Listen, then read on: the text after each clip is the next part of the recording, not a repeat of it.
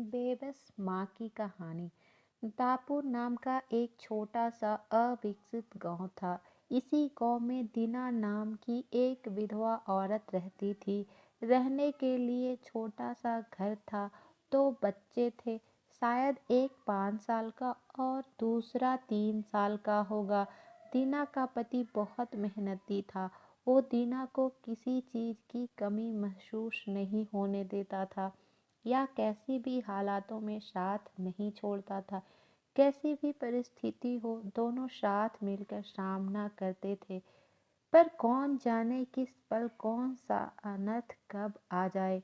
दीना के जीवन में ऐसी घटना घटी कि उसी घटना ने दीना के पति को दीना से छीन लिया। दीना के पति के गुजरने के बाद ऐसा लगने लगा कि मैं जिंदा तो हूँ, पर मुझ में जान नहीं है। परिवार चलाने के लिए अब दूसरा कोई नहीं था सिवाय दीना के। इसीलिए कैसे भी करके दीना ने अपने बच्चों के खातिर खुद को उस दुख से अलग किया। कुछ दिन बाद घर में जो था वो समाप्त हो गया। अब खुद क्या खाए और अपने बच्चों को क्या खिलाए, यह समस्या उसके सामने खड़ी हो गई। बच्चों के लिए दीना को अभी कुछ काम करना ही था। इसीलिए दीना अपने बच्चों को साथ में लेकर जहाँ काम मिलता वहीं जाया करती थी और दिन भर मेहनत करके जो भी मजदूरी मिलती उससे अपना और अपने बच्चों के पेट भरती थी। ऐसा ही समय बीतता गया और चलता रहा। लेकिन एक दिन दीना को शरीर में थोड़ी कमजोरी महसूस होने लगी। फिर भी वह काम पर गई। ऐसे ही 2-3 दिन दीना काम पर जाती रही, लेकिन उसकी शरीर की कमजोरी कुछ ठीक नहीं हो रही थी, बल्कि और बढ़ती जा रही थी। ऐसे में काम पर जाना दीना के लिए कठिन हो गया। दीना बहुत चिंतित रहने लगी। अगर काम पर नहीं गई तो मेरे बच्चे भूखे मर जाएंगे। उसी चिंता ने दीना को और कमजोर कर दिया। इतनी कमजोर कि उठने बैठने के लिए लकड़ी का सहारा लेना पड़ता था। इस कारण उसके बच्चे भूखे मर रहे थे। खाने को कुछ न मिलने के कारण और अपने बच्चों को भूखे मरते देखकर वह लकड़ी की सहायता से आज यहाँ से कुछ मांगा तो अगले दिन दूसरी ओर से कुछ मांग के अपने बच्चों को खिलाती, पर खुद भूखी सो जाती थी।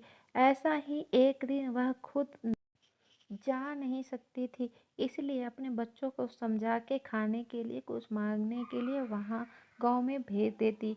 कुछ समय बाद बच्चे 2 चपाती और थोड़ी सी सब्जी लेकर लौटते।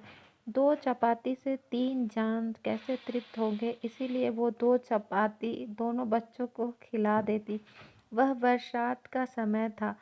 बिजली न होने के कारण घर में अंधेरा छाया हुआ था।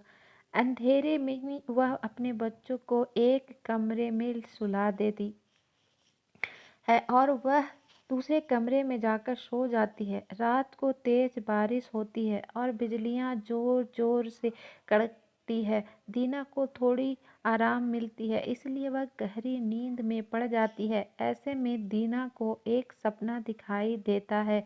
वह एकदम तंदुरुस्त हो गई है, काम पर जाती है। वह सोचती है अपने बच्चों को काफ़ी समय से अच्छा खिलाया नहीं, इसलिए वह अपने बच्चों के लिए स्वादिष्ट खाना बनाती है। बाद में अपने बच्चों और वह साथ में बैठकर खाना खाकर सो जाते हैं। आगे सपने में दीना ने देखा उसके बच्चे जिस कमरे में सोए हुए थे उस कमरे का छत गिरकर उनके दोनों बच्चे मर जाते हैं। सपने में से दीना एकदम उठकर खड़ी हो जाती है। जान में जान आती है और अंधेरे में ही अपने बच्चों के कमरे की ओर चल पड़ती है।